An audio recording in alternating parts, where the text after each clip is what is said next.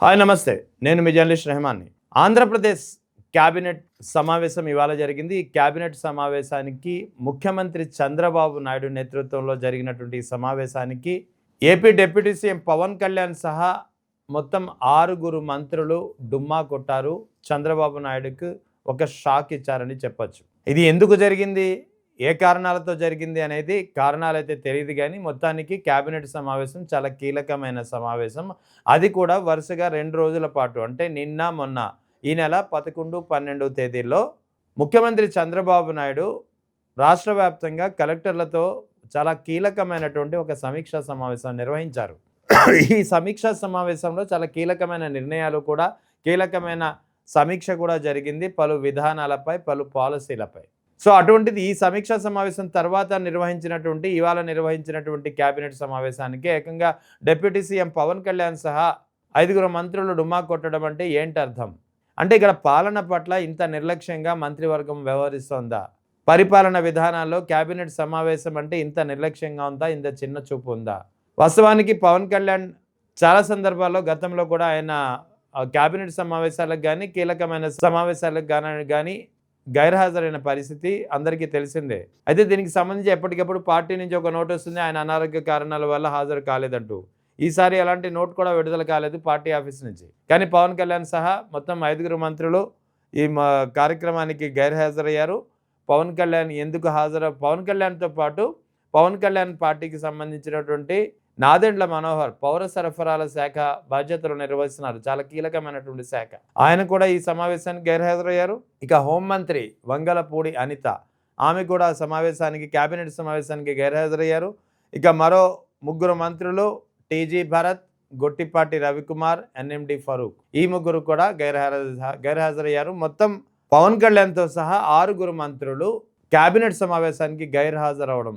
వాస్తవానికి నిన్న మొన్న అంటే 11, 12 తేదీలో జరిగినటువంటి కలెక్టర్ల సమావేశానికి కూడా AP deputy CM Pawan Kalyan హాజరు కాలేదు.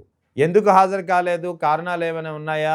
ఆరోగ్య కారణాలు ఏమైనా ఉన్నాయా అనేది ఇంకా ఎటువంటి ప్రకటన అయితే జారీ కాలేదు. కానీ ఎందుకు హాజరు కాలేదనేది ఇప్పటికే చర్చ వస్తున్నటువంటి నేపథ్యంలో ఆయన గైర్హాజరీలో ఆయనకు సంబంధించినటువంటి అటవీ శాఖ పనితీరు సరిగ్గా లేదంటూ ముఖ్యమంత్రి చంద్రబాబు నాయుడు అటవీ శాఖ అధికారులపై మండిపడడం అనేది అందరికీ తెలిసిందే.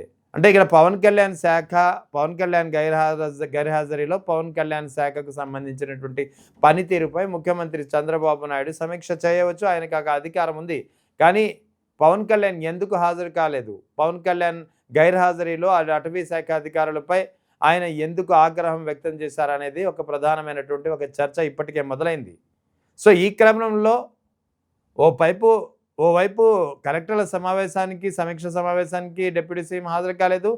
ఇమీడియట్గా ఇవాళ నిర్వహించినటువంటి క్యాబినెట్ సమావేశానికి కూడా పవన్ కళ్యాణ్ గైర్హాజరయ్యారు. ఆయన ఒక్కరే కాదు, ఆయనతో పాటు ఆయన పార్టీకి సంబంధించినటువంటి మరో మంత్రి నాదెండ్ల మనోహర్ హాజరు కాలేదు. హోంమంత్రి వంగలపూడి అనిత హాజరు కాలేదు. మరో 3 మంత్రులు ఎన్ఎండి ఫరూక్, గొట్టిపాటి రవికుమార్, టీజీ భరత్, ఈ 3 కూడా కేబినెట్ సమావేశానికి డుమ్మా కొట్టిన పరిస్థితి. వాస్తవానికి ఇవాళ జరిగినటువంటి కేబినెట్ సమావేశంలో చాలా కీలకమైన అంశాలు చర్చకు వచ్చాయి. మొత్తం 27 అంశాలపై కేబినెట్ సమావేశం జరిగింది.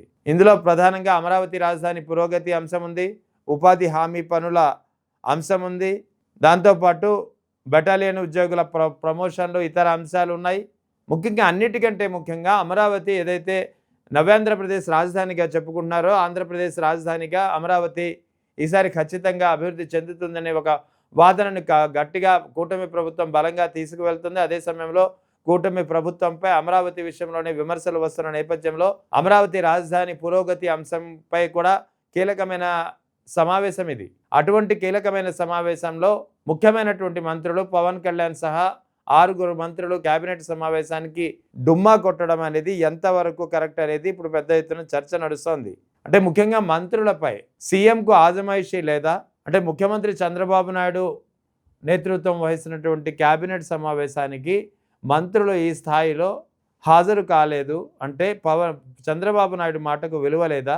లేదా క్యాబినెట్ మంత్రులపై ముఖ్యమంత్రి చంద్రబాబు నాయుడుకు ఆజమాయిషీ లేదా అనేది ఇక్కడ ప్రధానమైనటువంటి ప్రశ్నలు. ఎందుకంటే క్యాబినెట్ సమావేశం అనేది ఎన్ని పనులు ఉన్నా సరే, ఎన్ని అవాంతరాలు ఉన్నా సరే ఖచ్చితంగా హాజరు కావాలి. క్యాబినెట్ సమావేశం అన్నది ఎప్పుడు అప్పటికప్పుడు ఫిక్స్ కాదు. క్యాబినెట్ సమావేశం అనేది ఎప్పుడు ప్రీ షెడ్యూల్ ఉంటుంది. దాదాపు 1 వారం లేదా 2 వారాల ముందే క్యాబినెట్ సమావేశం ఎప్పుడు నిర్వహించాలనేది నిర్ణయించడం అనేది ఉంటుంది.